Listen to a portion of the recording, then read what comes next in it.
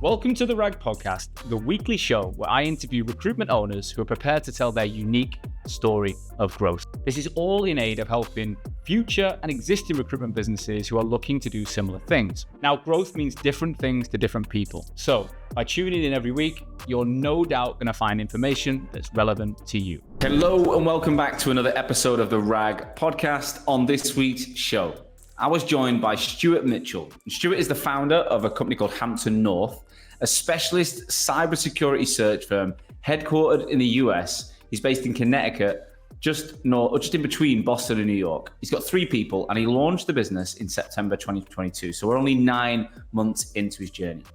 Now, Stuart, I wanted to interview him because the way he's done what he's done is incredible. I haven't never worked with Stuart, so I can't take any credit, but the way he works is exactly how I believe the modern recruiter should. It's what I teach thousands of people to do all over the world. He started investing in his personal brand in 2017 when he worked for a different firm. And then by 2019, he was at Stuart Mitchell on the West Coast of America.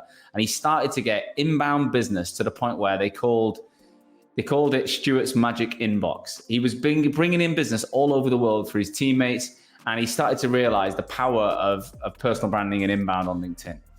He then teamed up with the RecruitHub, and in the first 9 months has built over 7 figures, and all of it has been generated through his personal brand.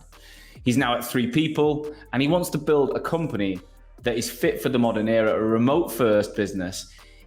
All of the people who work for him has approached him, and they're already top billers elsewhere. So he's building the Avengers of cybersecurity recruitment, experienced people who've watched him, who've learned from him, who trust him and want to work for him. And as a result, they're all now reaping the rewards of this brand. So anyone who's looking to start an agency, this guy's 9 months in, you're going to learn a lot. Anyone who's already running a business, you could learn a hell of a lot from the way he's running it. Without further ado, Stuart, welcome to the RAG Podcast. Sean, thanks for having me. Great to be here. Pleasure. Stuart, for people who don't know, where are you based right now, Stuart? Where am I calling you from? Yes. So I'm in the United States. I am in a very quiet part of the US in Connecticut, fairly equidistant between Boston and New York City, about 2 hours from each. Wow, and it's New York State, isn't it? Connecticut. No, it's its own state. It's its own kind of.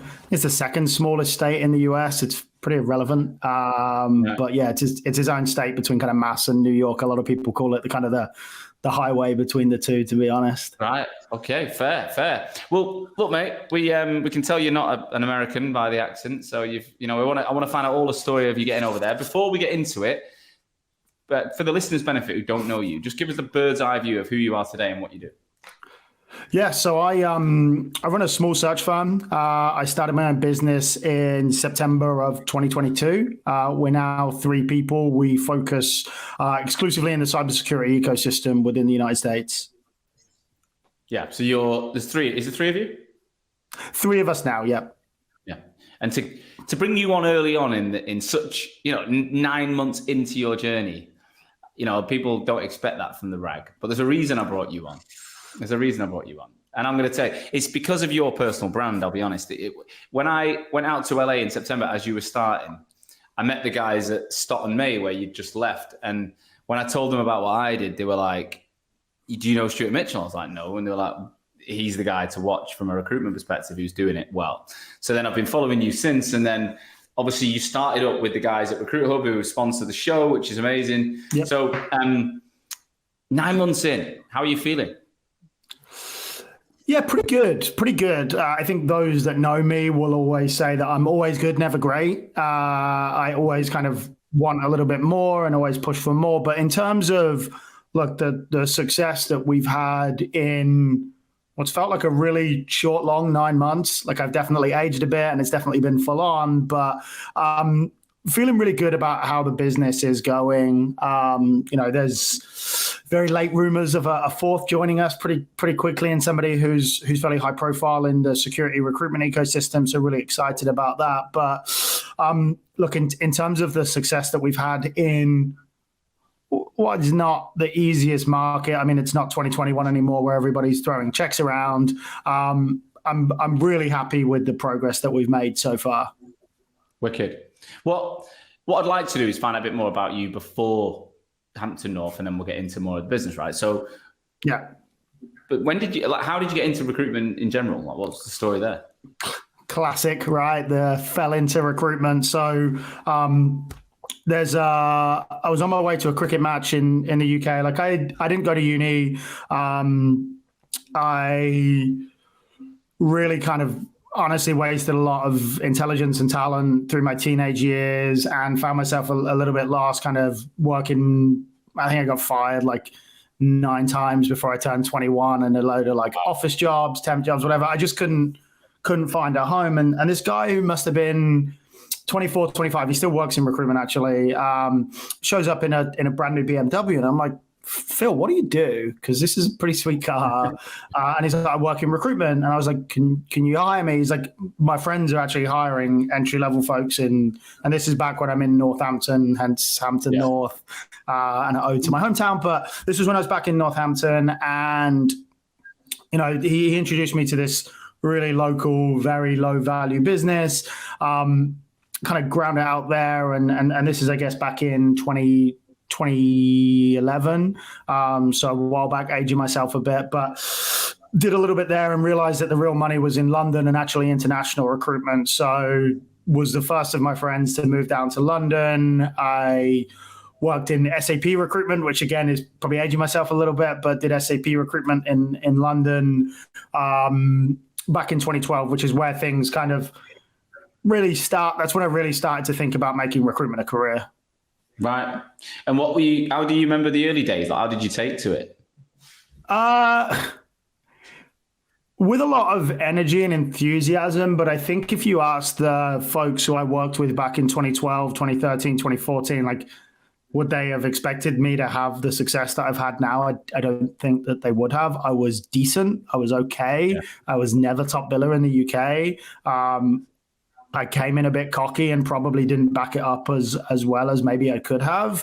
But I was good enough and I could talk the talk. And honestly, I was probably at the time like a stereotypical wannabe top biller in London that wasn't quite as good as I thought I was, really trying to figure out who I was as a person as well. But I was okay. But again, like, I don't think I could have predicted where I would be today. That's for sure. That's whereabouts in London were you based back then?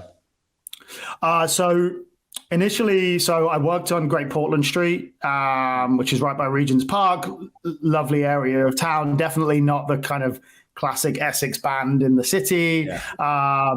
So we didn't kind of run into too many of the other agency types, but I was there. And then about 18 months in, I essentially followed a founder who had started a new group. So I did 18 months of Portland resourcing. I did okay.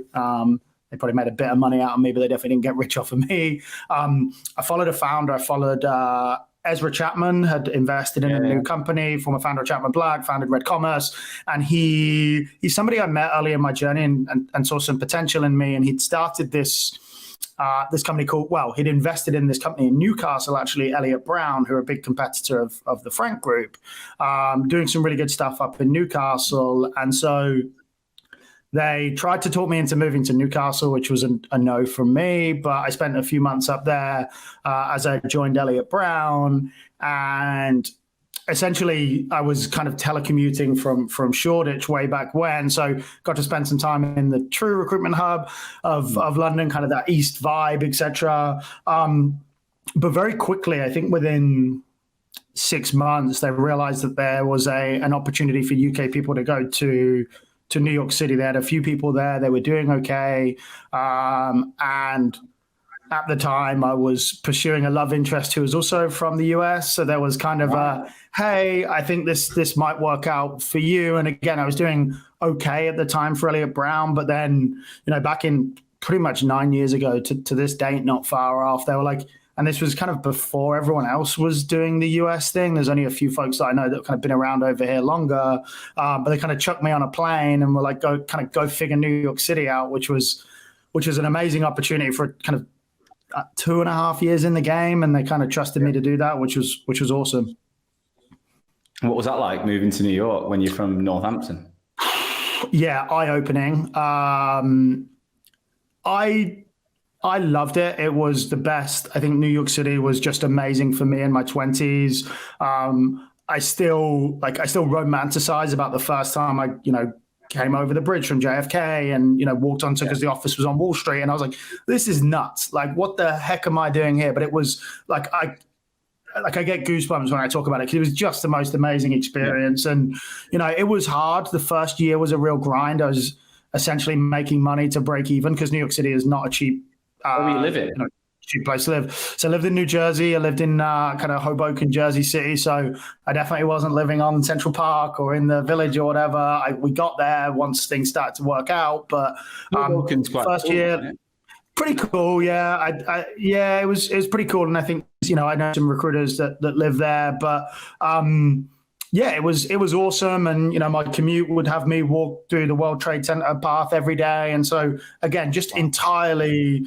And somebody gave me a piece of advice once, when you're having a bad day, just look up, because you look up in New York City and there's nothing like it. Like, everything is huge and fast paced. And it's just like, again, it blows my mind that I had the opportunity to do that. And, first year was a grind, really kind of, the type of square your pennies away, have cereal for lunch in the office type, like, make sure you make it. But then, that kind of 2014 was tough, but 2015 onwards, things really started to kind of take shape for me, kind of personally, professionally. Everything kind of played out really well for me.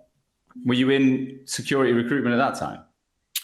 No. So I worked in essentially a Microsoft ecosystem market, which is still a fairly popular space, but working kind of Dynamics and SharePoint with my SAP background. So not super high value now that I'm looking kind of retroactively. I'd have loved to have been, one of the real early adopters of cybersecurity recruitment. I still kind of think I was a good time when I entered it in 2017. But, I did well. I was mostly doing contract stuff. I think in my best year, I fell just short of 700K, which way back when, those were massive numbers. Nowadays, I don't know how they compare. But, 2015, 2016, kid making more money than I ever expected to do. It was pretty sweet. And I, again, had a ton of fun doing it. I would say it was a very UK-centric culture, really young kind of, grad model, grad shop, create your own talent, create your own culture, which, to do that with the US folks who are less, and you probably hear this a lot, but like less familiar with how English recruitment works and actually the kind of money that you can make if you're pretty good at it. It was awesome. Like, we have some memories that I can talk about, some memories that I can't talk about, but just had a blast the entire time. And it was just such an amount of fun for somebody who, again, from Northampton, telling stories to my friends and even now, like they thought, at the time when like I had two heads when I was explaining stories to them, like some of the things that we'd get up to on the weeks and weekends, it was amazing. I think the timing of what you've said and the journey sounds very similar to me. So I was like Melbourne, Australia, 2012.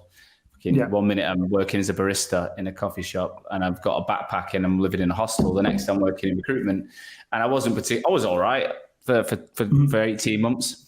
And then I wanted to come home, move to London. And that's when, so 2012 was when I landed in London. And then I started Hoxo in 17. So there was a journey there, similar sort of time in London. And again, I was like, earning 200 grand at like 27, 28 years old in London. And it's like, I tell them stories and my friends are like, is that part, you what? You did what? Yeah. I was like, yeah. And how did you do that again? And when you tell them, it sounds so simple. But that's the reality of our industry. Not everyone does that well, but those that do, it's mental. So when did you know you were going to be a founder of a business? When did that start to come on your radar? I think some other people knew before I did. If I'm being entirely honest, I think people knew it before I did, because I was never somebody who grew up entrepreneurial or grew up as like, hey, I want to be the owner, I want to be the founder, whatever. And I remember Steve Stark, my former CEO, said it before I did. He's like, there's no way you're here forever, and if you don't set up your own thing, you've let yourself down. And at the time, it was kind of, that's what you're supposed to say. And now I look back and I'm really grateful that he saw that in me and some others did. And, actually people outside of recruitment in the cybersecurity industry, I actually thought Start May was my company, and I started to think like, okay, like I know it's not, and I played a role in helping it grow, but it definitely wasn't me. But maybe I should, right? And so I started to think about it. What do you think you were doing? What were you doing that made people think it could be your company? I think, look, I genuinely don't know, but I think it's a lot of how I presented, I treated that brand like it was my own, and it was something that I was super protective of. I was really proud of what we did during my time there and continue to see. So I think potentially the way I treated the brand, and, I would like to think that the team internally felt I treated them the same way, but the way I, brought value to other opportunities, created opportunities for other people that might not have been in my ecosystem. I think that's why. And again, also like, and I know this is something that you do every day, but like I was singing from the mountains on LinkedIn and at conferences that this was the partner. And so I think people just affiliated the two. Like, okay, I see Stuart all day, every day on social media, and he works for Start May. And so like the two intertwined really quickly, and I think it was just the things kind of fell together. Where did the whole building your brand go into LinkedIn? Where did all that start for you, and why? I don't know. It was something that I started to do a lot. So I did a little bit of Elliot Brown. The real answer is I hate cold calling, and I was always looking to find a more effective, more efficient way to connect with people. Once I'm connected with people, I'm very, very good if I'm in meeting them, if I'm on an arranged call. The last time I won a deal from a cold call was in 2015. So I had to find other ways to connect with people. And it would either be directly on LinkedIn, which was kind of how I got a lot of it started, was direct messaging marketing on LinkedIn, using LinkedIn as, sales messaging, etc. before that was really a thing. And then I started to, and I will say there's a recruiter I have a ton of respect for in the cybersecurity space, and he would always be posting his roles and opportunities. A guy called Lee Hills, he's tremendous in the cybersecurity space. And I always saw that he would do this, and I was like, okay, this is a good place to start, because you start to showcase what you're doing to everybody else. And I was like, hey, like, other recruiters get jealous, other clients get intrigued. And I was like, this is a really good place to start. And then I was like, okay, I spend a bit more time on LinkedIn now, and I start to see people with personality like get kind of a cult following, right? Like there's people who genuinely are like, I'm interested to see what they have to say on a daily basis. And whilst nothing I say, at least I think is like groundbreaking or world changing, like I think starting a lot of it is having somewhere to start. And I started to kind of, some of these like brain farts or whatever you call it, I started to vocalize them on LinkedIn, because I was like, this is quite interesting, this is quite funny. And I started to kind of put it out there. And again, the traction it gets makes your life, I don't have to tell this to you, but like the traction it gets makes your life so much easier. And I live for shortcuts. So for me, it just made sense to kind of continue that momentum. But look, it took time, right? Like this wasn't an overnight thing. It's like going to the gym. It's repetition. And I don't do that, but I do the LinkedIn stuff. And yeah, all of a sudden, I think kind of 2019 was when it really started to kind of spiral for me and make my job super, super easy. So 2019, you're working at Start May. You've been invested in your brand for a couple of years. Yeah. Look, we spoke about this offline. So like literally the last week I started posting about cold calling. I did 2 posts in 2 days that got well over 65,000 engagements. And I kind of said what you just said, right? So I don't believe cold calling's dead. I don't. I think it's genuinely harder to get someone on the phone than it was 5 years ago and 10 years ago, because people have the ability now to look at their mobile, not spot a number and just click no. Yeah. Whereas years ago, your phone rang, a handset rang, and you didn't know who it was. You just fucking answered it. So all that's changed. Plus, the platform that LinkedIn is didn't exist when people learned to cold call. So, of course, not only has cold call got a bit harder, there's also a lot of things that you can do. So there's this brigade in our industry that think it's the only way to work. And when you've got new people coming in who are sub 25, who've never even knocked on a mate's house or phoned a landline to see if their friends at home, like we used to do growing up, like they don't know they don't get the whole, what you're going to phone someone out of the blue that doesn't know you and try and open a conversation. I mean, when you've got a job to call someone about, I think it just naturally feels easier. But when you phone in a random client and you don't have any context if they're going to want you, I just think it's a very, very inefficient way of working, that you only do it if you have to. So if you're literally screwed, you're brand new to the industry, you don't know anyone, and you're probably gonna have to do it. But when you've been doing it as long as you have, there's got to be better ways. And so many people resist change, they hate it, and then so many people are like desperate for something new, they fucking can't stand it. So when you just said then, like, it took till 2019 to start seeing the returns, what does the return look like? Because this is one of the biggest battles I have, is explaining to people what good looks like from a outcome, because they don't get it. They think they're going to post on LinkedIn and the phone's going to start calling. It's like, not quite. But tell us how it worked for you. So I think the easiest thing to say is that's when I started to become known as a $1 million plus biller. That was the year that trickled for me, and has happened again. And I've been able to do that, run a 7-figure EBIT team, as well as bill $1 million myself, which is something I'm really proud of. But I think the running joke at start of May was Stuart's magic inbox, right? Like, it became a running joke of how many people reached out to me to work with us as a recruitment partner. And that's, when people start to do that, you start to dictate the businesses you do and don't do business with. You start to dictate how they structure the compensation structure, how they pay you, how you work with them. And the shoe gets on the other foot. Like, hey, like, sorry, we're too busy. Hey, we'll pay you more. Or, hey, that's not in our sweet spot. We're going to need an extra X amount or whatever. And you start to be able to dictate the terms. And, even when I do reach out to people, like one of the best clients I ever worked with, I was stuck on the tee. I was stuck on a golf tee, and there's a slow group in front of me. It was like a Thursday night, and I pinged this guy, and I was like, literally, hey, man, I know you've been looking for a little bit. I know you guys are quite hard to hire for. I just beat you guys in an offer with these. Are you interested?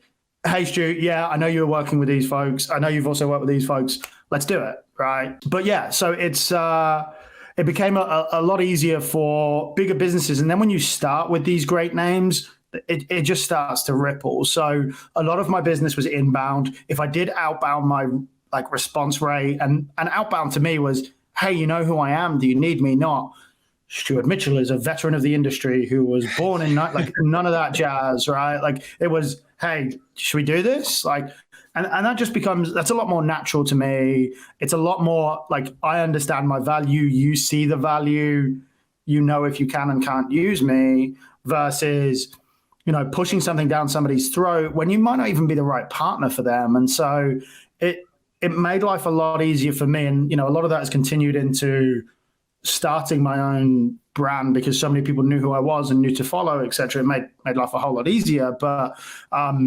that's when things, the inbound business, even the inbound candidates of, hey, my cousin, I play somebody's cousin because they saw my post and they're like, my cousin's interested in that. They're not on LinkedIn. Do you mind if I tag, do you mind if I intro you? So it just became a lot easier. I'm not saying that recruitment ever became easy, because it's never easy. It became easier. And that's, that's what we're all looking for, is how do we make this job easier for ourselves? Yeah, man, it's easier, but it's a better job. But that's the bit, like, think about it. If you could spend all day, and I say this a lot, you could spend all day talking to people who know who you are. It's a fundamentally better job than ringing people that don't. Yeah. Like, fucking trying to convince people all the time. Like, one of my clients who reminds me of you a lot, a guy called Ryan Kelly in Melbourne, in Australia, Creative Natives. And Ryan's built an incredible business. A few years ahead of you. There's like 16 of them now. But Ryan, when I started working with him in the first 8 weeks, him and his team, there's 3 of them on the program with me. They got 1.8 million views on LinkedIn in 8 weeks. And their content just started, they blew me out of the water, right? Their content was flying. They were getting like 1,000 likes and 800 likes. And he's like, this is all vanity at the beginning. Like, it's good. And it's a lot of notifications. If anything, my notifications are distracting me a bit. But now he's like, honestly, I met him for lunch in Manchester when he was over the other week. And he said, we never have to convince anyone to want to work with us. Like, they either do or they don't. Yeah. But it's never this is why you should choose us. It's kind of, they've already come to that conclusion. It's whether the commercials work at the time, whether the timing is like, but that whole, I've got to try and convince you I'm the partner's just gone. It's like happening in the background. And I was like, yeah, wow, like that's a really good way to put it, because I've never looked at it that way. But I think it's so simple when you think of it that way.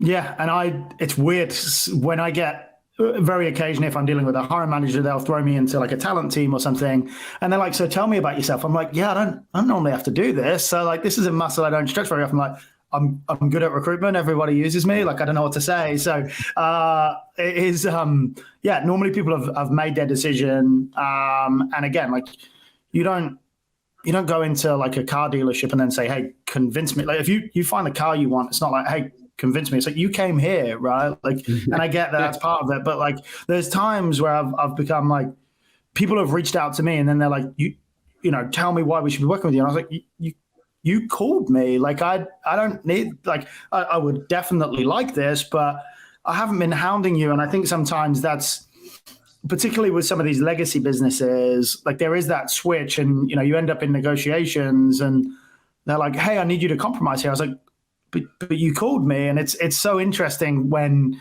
some of these businesses that are used to being hounded decide to choose their partner versus being reactive. I get that. And you can see as you go through the buying process, it's so interesting. Like, you literally called me to ask, and now like, you want me to negotiate on price? Like, it's odd. It's funny to watch. It does crack me up. I get people come to me like, "Sean, need your services. Can we chat? I love your content, blah, blah, blah." And then, like, "Oh, we need to do a deal here." I'm like, "Well, why?" Like, it's the exact same thing. Like, you've come to me, no. Yeah. But, I've already got a guarantee in place that I'll give you your money back. Yeah. Like, I don't mind. It's like, it's like you do. I'll give you a rebate. Like, if people work with me for 6 weeks and they get no results and they do everything I tell them, then I'll give them every penny back. Then it means I've failed, but it never happens because it never failed. Because it's a process that just, it works. I always put it this way, is like, if anyone's listening here and they're like, maybe it's just because he's in cyber, bullshit. Like, if you're spending a lot of time on LinkedIn each day and you're using it as a primary tool to find candidates, you're on Recruiter a lot, and you can guarantee that your market are there, it'll work. It's not an if, it's a when, right? Now, if we go back to the Stott and May piece, 2019, you just explain like what was happening. It takes you till 2022 to launch your business. So what was the catalyst that made you take the plunge, and actually go on your own? Yeah, so I think there was a few factors, right? Like, I think I had achieved all the things that I'd set out to achieve at Start and May in a very, very quick manner. Received every promotion I could get, had my name on the wall, had some records, hired some great people, they were ready to step up. And it did feel like a natural drawing of a conclusion for me. I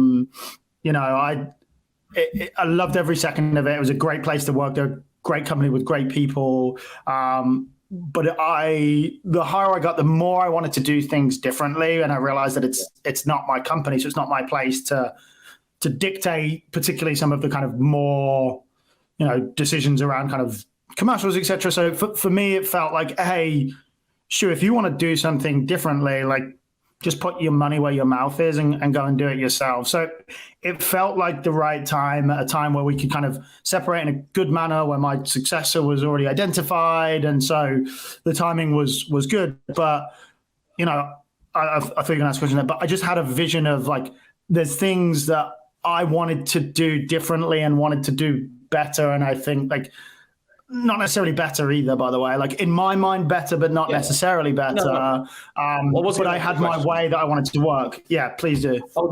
But you carried on in a logical way. But how long was that process between decision, I am going to have to do this, and then actually going and telling them and handing you notice in? Was it something you could sit on for a while, or did you have to go and action it? I think I really thought about it for a year. And then 6 months prior to the decision, I attested to it.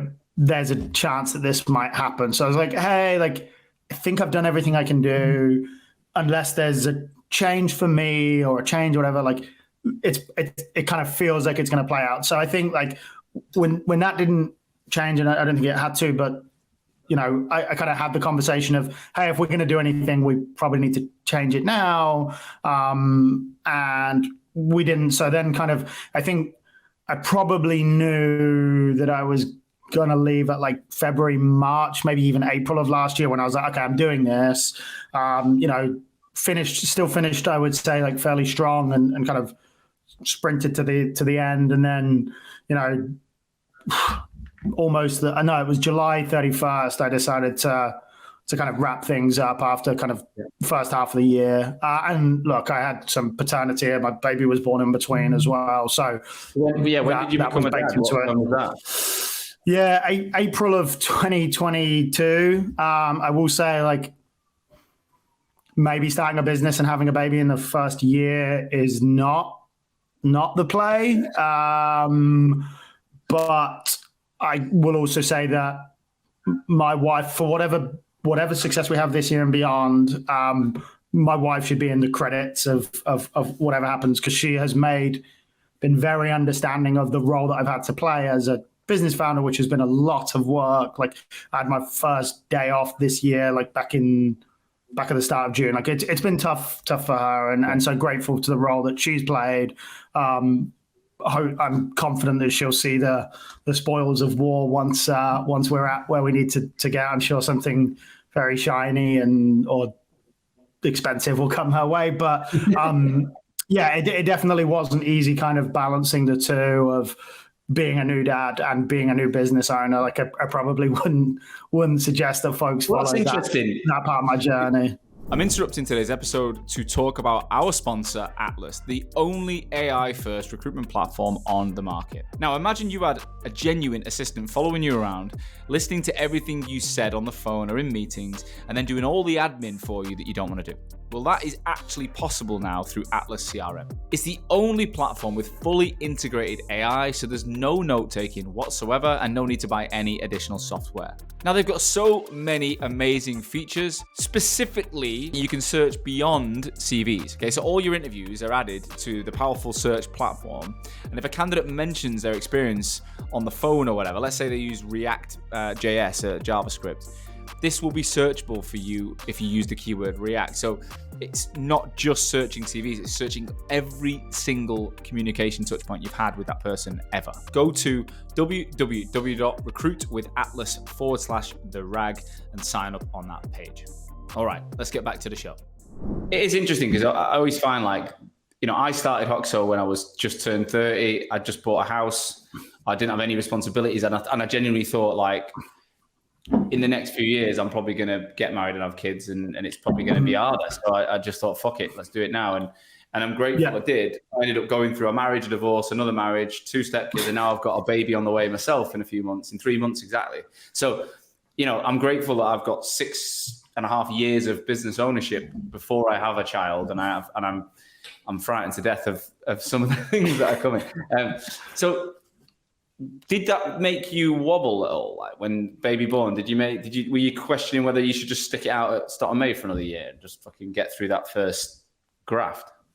No, I have I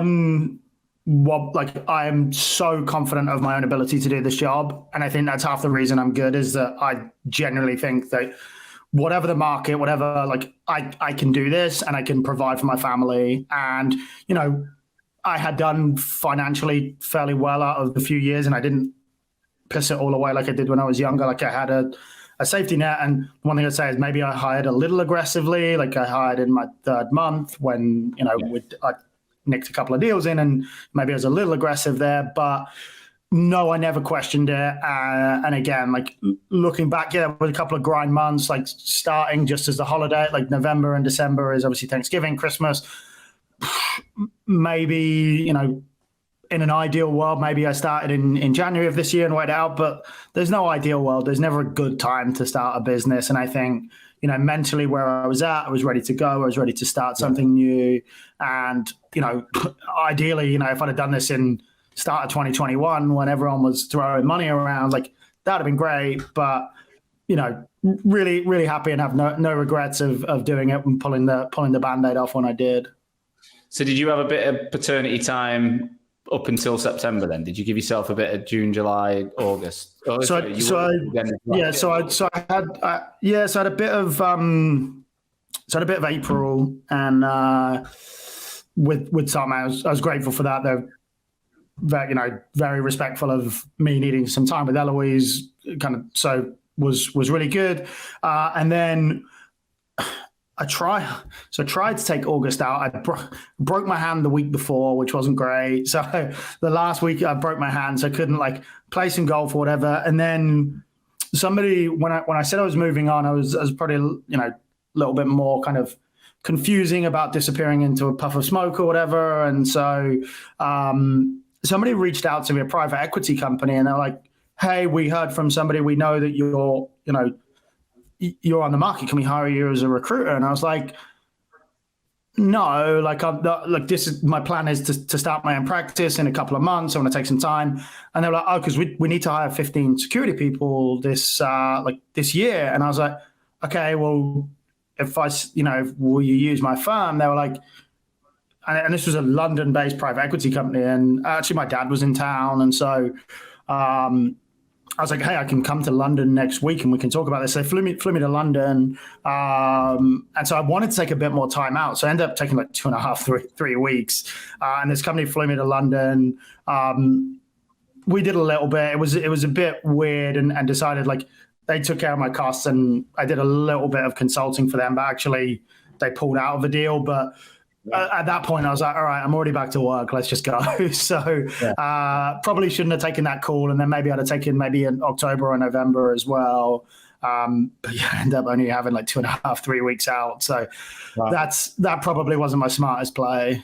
I was the same though. I think looking back now, it would have been, I had the money to take a few months and do stuff, but I don't know. I think if you've got the bit between your teeth, you want to get on with it, right? Yeah, I'm not good at not working. I realize that. I think, and in the US, it's a real thing, right? No one's never not working. So it's pretty, I enjoy recruitment. I enjoy the challenges. I like running a business. I know it's people, whatever, besmirch this job at times, but I love what I do. And that's why I think it's, something that I've been successful at, is something that I want to continue to keep doing. And so for me, logging on of an evening or getting on early and starting, it doesn't exhaust me. I don't really get burnt out because I actually feel invigorated when I'm doing it. And I think that's the difference, right? I think some people get burnt out because they're doing something they don't like doing.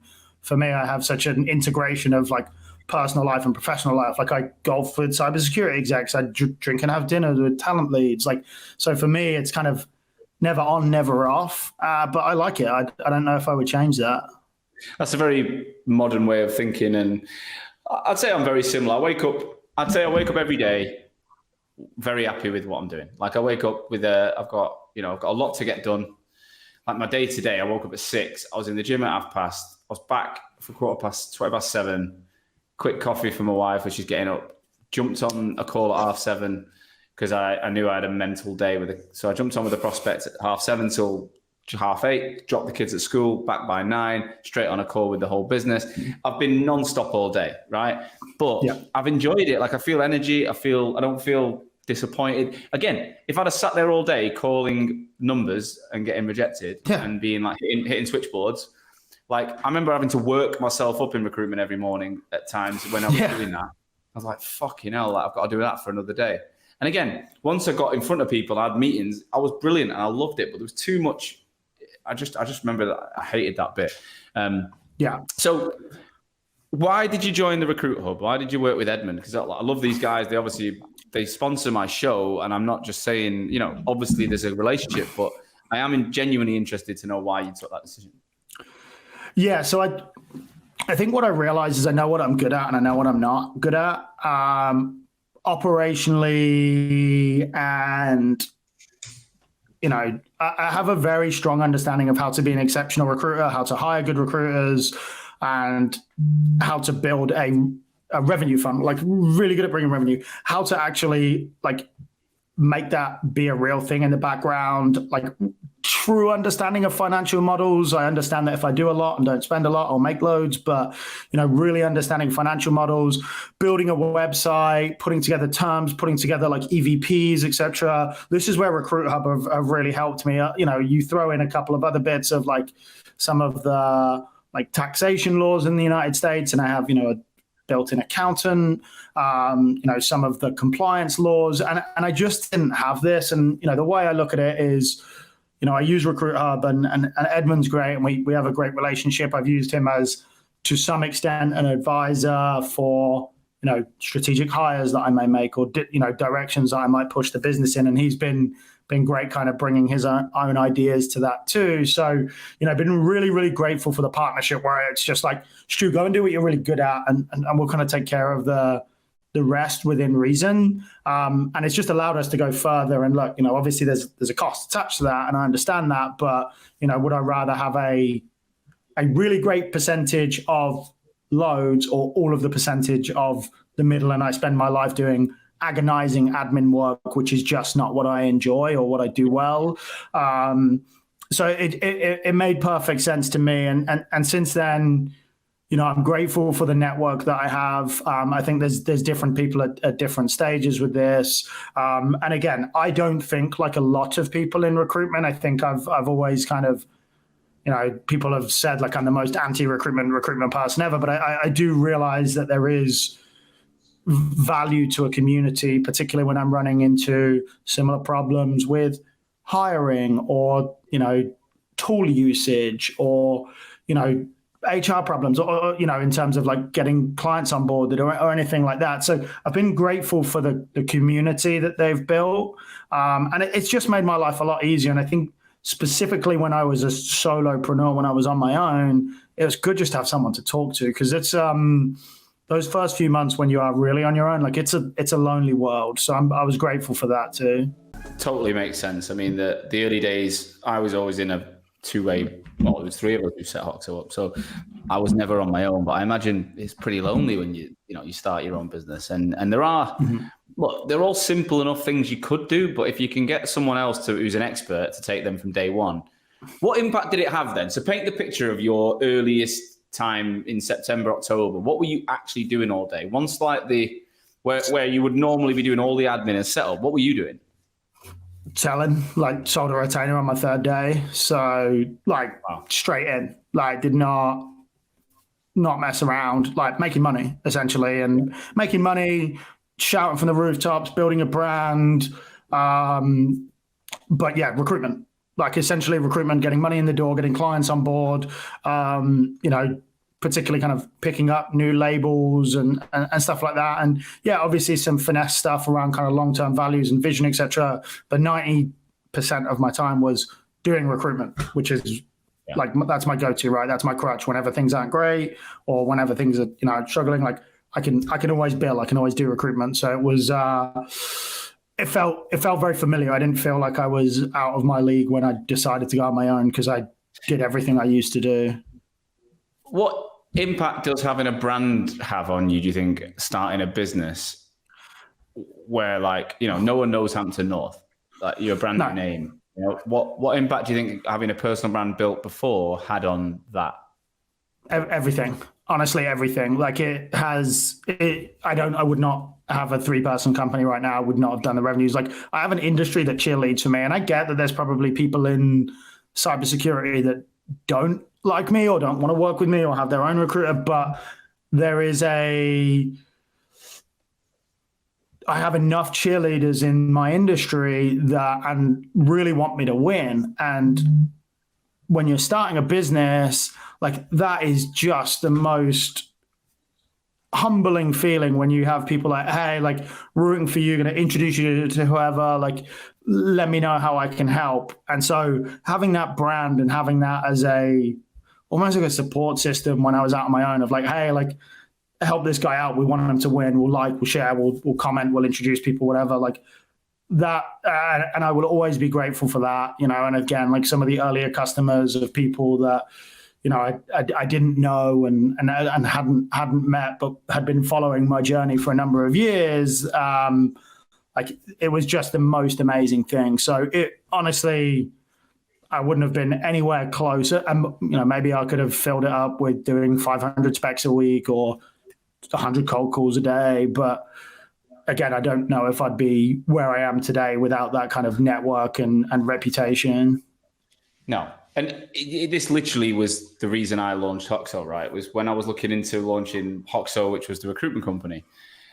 The big thing for me was non-compete. It wasn't even that I didn't really want to go out on BD and cold call all day, but I would have done it.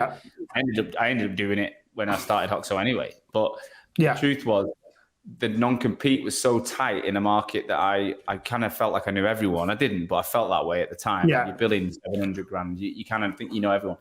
But there was nothing in my contract that said people couldn't see me or hear me. Like, there was no... Yeah. I could talk to the many. I couldn't ring someone who I'd done a deal with. Yeah. Hey, I'm out. But they could still recognize the brand. And whether they come to me or whether we just open the door in 6 months' time, I just figured out that would be a really easy way for me to get in front of people. And I imagine that's happened similar for you.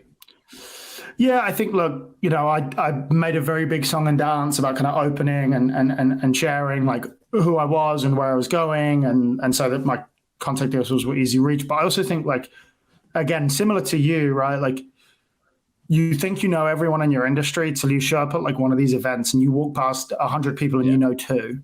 Right. And I think that's the real eye opener. I think the other thing is, I spent a lot of time at Start May working the California market. Now that I live in the Northeast, I hadn't had really, like, I did nothing with my local market. And I was like, okay, like, I'm going to go and bang on the doors of, I joined the local country club because I know that there's a load of executives there. And so that's been grateful. So I hadn't really tapped my local market. I spent a lot of time in New York and Boston now because it's drivable for me in a couple of hours.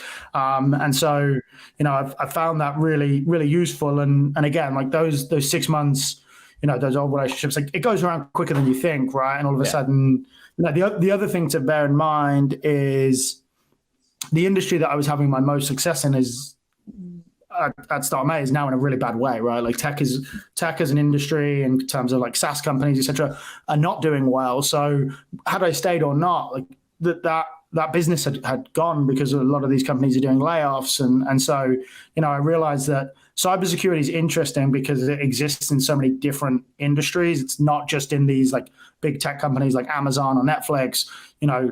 Hospitals need cybersecurity people, oil and gas companies, obviously banks, every business, manufacturing, like, there is not a business that doesn't need cybersecurity people. And, what we found is, right now my sales pitch is, hey, I've hired the most amazing people to these, big tech companies. I have a reach to people that you probably haven't been able to ever hire.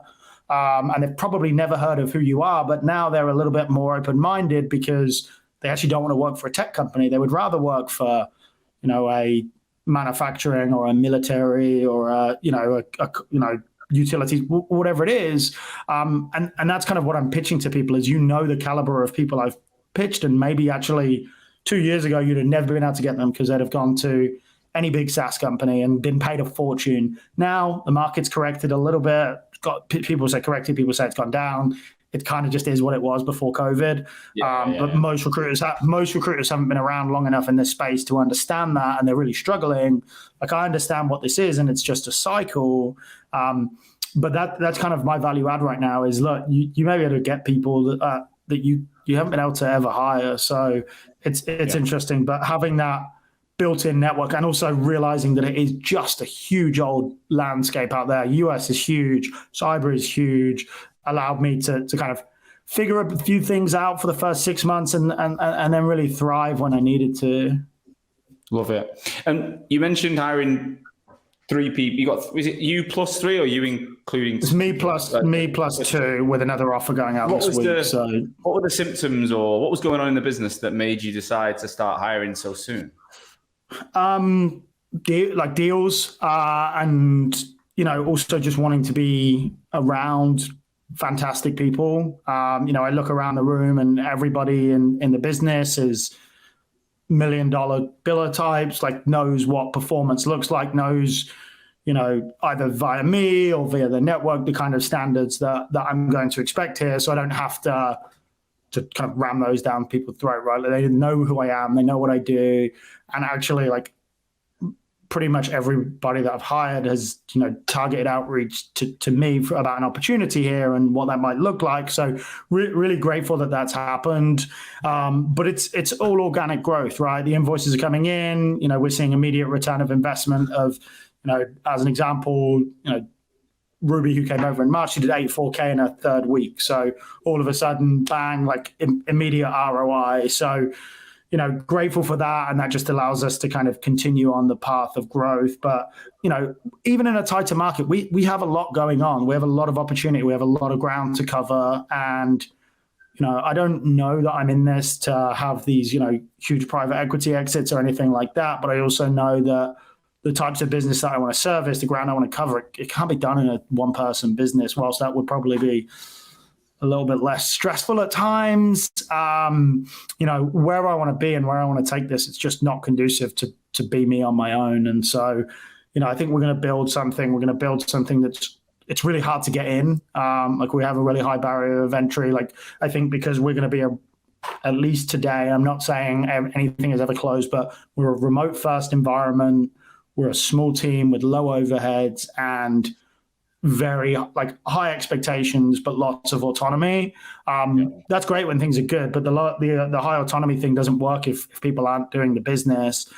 So we just really need to kind of keep those high standards and kind of the numbers of what we're doing. So excited with who we have. I'm not going to grow for vanity or metrics sake, but if there is an opportunity to hire somebody fantastic, which I think we have a couple of others right now as well, I'm going to take advantage of it because I'd love to be. Look, everyone wants to be the best in their space, but I do think there is still a void in the US for the best cyber recruitment company. There's loads of decent individuals, but there's no brand that owns this space. So is that what you want to build a brand that the best individuals come to? And they say, pretty much. You're building the Avengers of the cyber world. I would absolutely love to do that. Yeah. So the people you've hired are good, already decent, good billers, very good billers. They're well known. They've got networks. They're not. Yeah. I mean, that's the hardest thing in the fucking industry, right? To attract someone with good experience who's got a network.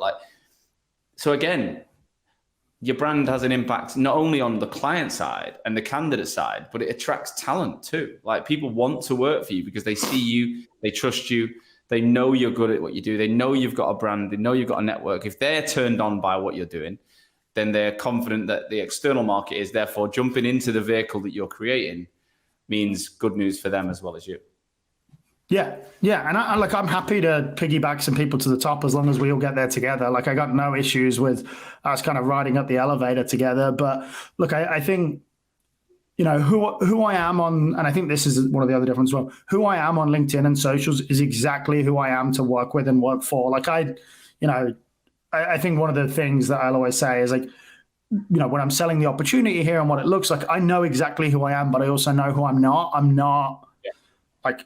I'm not a massively positive person. I know what my blind spots are. My wife sometimes, she's like, your team are amazing. You should tell them that a little bit more often. But I think I know some of the things. I'm sometimes less structured, but I know that anyone that I've hired previously and whatever, they've gone really far and they will continue to do that. And, at times I'll have the tougher conversations and I'm confident in that, but I'm very transparent with who I am on LinkedIn, and that personality would shine through as someone to work for. And I think people appreciate authenticity, right? I think a lot of times in our industry, there's a lot of cloak and dagger. There's a lot of lots of things happening behind the screens of what the business is doing, comp structures, who's hiring, who's firing, etc. I think the biggest thing is I open my books. I'm really honest about who we are and what we're doing. And that's all people want. Honestly, people appreciate honesty, whether it's good news, bad news. People just want to know what the news is. And that's kind of how I operate. And that's who I try and be on LinkedIn as well. It all makes sense. And I think my whole mantra around LinkedIn is don't be anything but who you are. Just be who you are offline, online, right? I call it being an online recruiter. You can have a LinkedIn account. You can you can be connected to 1,000 or 5,000 people, but if you're just limited to the phone calls and the emails, you're missing a huge opportunity, because if you just stick to who you are online and offline, more people see the good of who you are than the bad. Like, everyone automatically goes to but what if people hate me? What if people think I'm shit? What if this? What if that? And they always think the worst case scenario first, which we probably do the same. Like, but when you actually measure up what could happen versus, all right, well, let's look at the positives that could happen as well. Let's just take a minute to flip the glass half full and say, well, what could happen if we get this right? It's incredible, right? It's incredible. Yeah. And like, here's the thing. If someone doesn't like you, do you want to work with them anyway? Right? Like, if someone doesn't like who your authentic self is, like, do you want to, every time you get a call, do you want to be stressed every time you have a Zoom call with this person because you have to put this face on of the facade of a human being you are? No, like, you want to work with people that you like and see the world through your lens. And I'm sure there's plenty of people that don't like me. I'm sure there are. Like, and I'm sure there's people that are that idiot Stu who's entirely wrong about remote work or compensation, but you know, if you have an opinion on something, there's always people that agree with you, as long as, like, again, there's a line to the things you bring up, you know, religion, politics, like there's lines that you don't talk about. And I'm sure that's part of your course of like, this is the no-go zone, but you're allowed to have an opinion on remote work. You're allowed to have an opinion on, you know, compensation. You're allowed to share market trends and use data and, you know, share anecdotes. And that's great. And again, not everyone's going to like you. Like, not everyone in your recruitment office probably likes you. Not everyone in your, you know, everyone that you do business with likes you. But, you know, the reality is it's so much more, life is so much easier when you can be yourself every day and not have to put a face on. Everyone's seen the movie Joker, right? Like, you don't want to be putting that on every day to go to work. And again, it helps if you're a decent or interesting human being for sure. But, you know, it's, again, like, to your point, like, everyone goes to the negative, but do you want to work with those folks? No, absolutely not. What's life like for you now then? So the baby is what? How old is the baby? Just over a year. Yeah. So. Oh yeah, April. I'm thinking it's October. Yeah. So yeah, just over a year. How are you juggling like? What is a day like in your life? And I'm asking this to imagine my own life. Yeah. So I tend to get up with Eloise in the morning. That's when my wife will probably work out and she'll do her thing. We'll go, you know, I'll probably get my emails out the way. We'll go for a walk if the weather's nice. Grab a coffee. I'll log on formally 8-ish. I will probably a couple of times a week, but depending on my schedule, I'll work throughout the day. Lots of video calls, obviously coaching. I do a lot of new business. I do less on the delivery side nowadays. So a lot of it is kind of more outbound structured stuff via Zoom or, you know, LinkedIn or whatever it may be. I'll get to the gym in the day. About 4:00, I slow down. I'll have dinner with my wife and daughter. We'll do bath time with Eloise. So like maybe probably 4:30 till 6. I slow down again, and I'll probably do another couple of hours afterwards, and you know, depending on what's needed. But that's kind of my day. I think the beauty of being a business owner, like I have someone on the East Coast, I have someone on the West Coast. So these little breaks are good for me to be able to communicate with those when necessary. But yeah, it's a lot, right? Like I don't really have a ton of midweek hobbies. I'm not out playing five-a-side. Like every couple of weeks, I'll go and play 9 holes, maybe over 6 o'clock evening time, and that's good fun. But I don't do a ton in the week other than work and work out and hang with my family. But I kind of like it, honestly. Like I'm building a business. I see my friends on the weekends, and it just kind of is what it is, but it's nice and structured. I have a kid who sleeps great, which I'm really grateful for. So, you know, it's I'm not often woken up at 2-3 a.m. and kind of wake up looking tired, feeling shit. Like I feel super grateful that, you know, she goes to bed at 6 and wakes up at 6. So we are really, really lucky. Like for whatever tough that we deal with, she's a great sleeper. Wow, that is a dream, mate. That is an absolute dream. And if we look back now and think, right, if there's someone sat there in an agency who's been umming and ahhing about launching their own company over the last few years. And for whatever reason, COVID and the market, and they're a competent recruiter, and they want to do it, but they're using every excuse under the sun to slow themselves down. Like, what advice would you give them now, like if talking directly to them? Look, one is you can always, like, if you're good, you'll go and get a job anyway if it doesn't work out.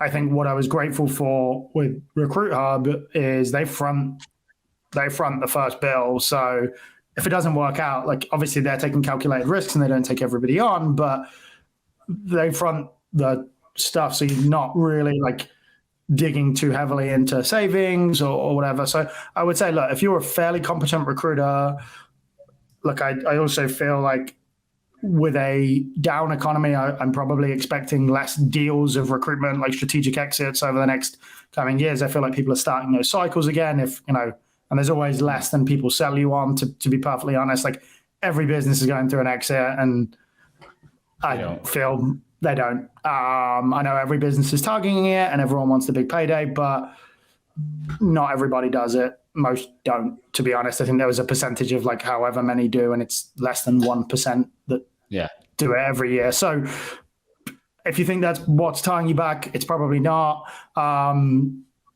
Again, if you're fairly good, if you want autonomy, if you want like there's things that maybe sometimes I regret, like the growth kind of stops and you have to go and seek your own growth. I think that's one of the most interesting things, is that no one's going to water you. You have to go and find out your own growth through reading or coaching or whatever, which is probably, I think, one of the most interesting. I'm at that point now where I'm like trying to figure out who my coach might be and who my growth mentor might be, which is, I'm not the most coachable person. So it's whoever gets it, it's a tough job. But yeah, I think like it's a fairly low risk situation. Like, go and do it. The worst thing you can do if you're a decent recruiter, someone's going to hire you if it doesn't work out. And I guarantee it works out more often than not for people. Yeah. If you've got the work ethic and, you keep your costs down and you don't spend like a lunatic, and not everyone's going to hire in 3 months. They're going to just keep their head down. But it's not, again, I always say it's like content. It's an if, not a when. Like, it will work if you just do the basics right. But you've got to come in with that experience and knowledge of what you're doing. Stuart, this has been a pleasure, mate. Thank you so much for giving us your time. I know it's early where you are, so I want to leave you to get on with your day. If anyone has listened and feels inspired by you and wants just to pick your brains or wants to become your mentor, either one, is it okay if they drop you a note on LinkedIn and reach out and have a chat? Yeah, absolutely. And look, it's been a real pleasure. It's been a ton of fun. Legend, mate. Thanks so much. I'll get you back on without a doubt in the next couple of years to see how Hampton North grows and eventuates. But I've got no doubt you're going to have some huge success. Appreciate it. And looking forward to the next one. Thank you as always for listening to today's show. I truly hope that you got value from it. Honestly, it's the only reason I take time every week to ensure that my audience, you guys, future and existing recruitment owners, you're learning from each other to make this industry that I love so much stronger. And today's episode is brought to you by my business, Hoxo. I'm the CEO and founder, and we're on a mission to help brand recruitment agencies and their people better. I want to help people have the tools to stand out in the most competitive markets in the world. So I'll see you again next week with another episode. Catch you soon.